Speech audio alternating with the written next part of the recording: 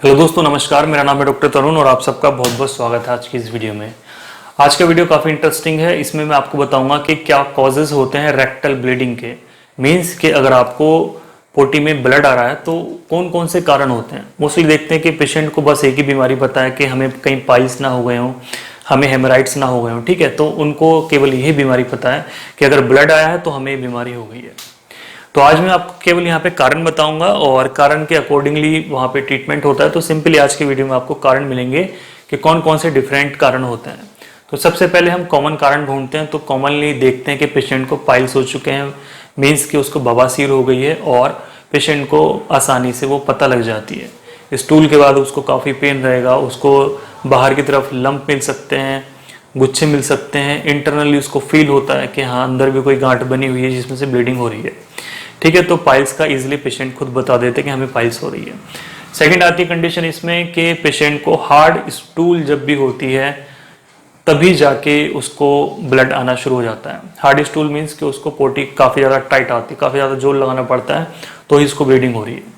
जिन patients को chronic constipation रहता है, पुराना कब्ज रहता है, पेट ठीक से साफ नहीं होता, हार्ड स्टूल हो गई है, जोर लगाना पड़ रहा है, ऐसे केसेस में हम देखते हैं कि पेशेंट को ब्लीडिंग होनी शुरू हो जाती है। अगला आता है दोस्तों इसी के अंदर के पेशेंट को एनल फिशर है। अब फिशर क्या होते हैं कि जो बाहर का एरिया है, जो रेक्टम का एरिया है, तो उसमें छोटे छोटे कट लगने शुरू हो जाते हैं। उसको कंडीशन को हम एनल फिशर बोलते हैं।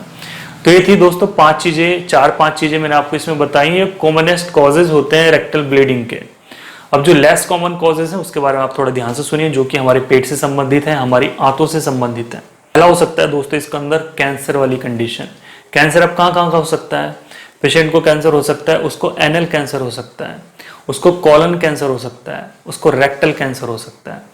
इसमें डरने की बात नहीं है, काफ़ी रेयरली होते हैं, ठीक है। मतलब बहुत कम देखे जाते हैं कि अगर आपको ब्लीडिंग हो रही है तो इस तरह की समस्या काफ़ी कम देखी जाती है कि पेशेंट को एनल, कॉलन और रेक्टल कैंसर हो सकता है। आता दोस्तों अगला इसी में कि कॉलन के अंदर उसको पॉलिप हो गई है। अब पहली चीज़ मैं आपको बता दूं कि कॉलन क्या होती है। कॉलन जिसको हम बोलते हैं बड़ी आंत, उसको हम कॉलन बोलते हैं इंग्लिश में। तो आप इस तरीके से समझ सकते हैं, ये असेंडिंग कॉलन होती है, ये ट्रांसफर कॉलन होती है, फिर ये नीचे डिसेंडिंग कॉलन होती है, फिर सिग्मोइड कॉलन होता है, फिर जो है रेक्टम होती है, फिर एनल होती है, ठीक है। इस तरीके से इसके स्ट्रक्चर एनाटोमिकली हम देखते हैं। तो पेशेंट को कॉलन कैंसर भी हो सकता है, कॉलन पॉलिप्स भी हो सकते हैं कि वहाँ पे गांठें बननी शुरू हो गई हैं। पेशेंट को क्रॉनिक डायरिया रहता है तो उस तरह की समस्या में भी पेशेंट को ये प्रॉब्लम हो सकती है। और इसमें आता है दोस्तों आईबीडी। अगर पेशेंट को इन्फ्लेमेटरी बॉवल डिजीज हो रही है, मतलब आंतों की कोई लंबी चौड़ी बीमारी हो रही है, कोई इन्फ्लेमेशन की बीमारी हो रही है, तो उसमें भी पेशेंट को ब्लड आना शुरू हो जाता है। अल्सरेटिव कोलाइटिस वाली कंडीशन में भी जो आंतों के अंदर इन्फ्लेमेशन हो रही है, सूजन आ रही है, तो उसकी वजह से पेशेंट को ब्लड आना शुरू हो जाता है। और इसमें आता दोस्तों इस्चेमिक कोलाइटिस पेशेंट को अगर हुई है, अगर कोलाइटिस कंडीशन होती है, इस्चेमिक कोलाइटिस होती है कि पेशेंट को कॉलन के अंदर जितना ब्लड जाना चाहिए था तो उसमें उसको ब्लड ठीक से नहीं जा रहा है, जिसकी वजह से उसको ये प्रॉब्लम होने लगी है।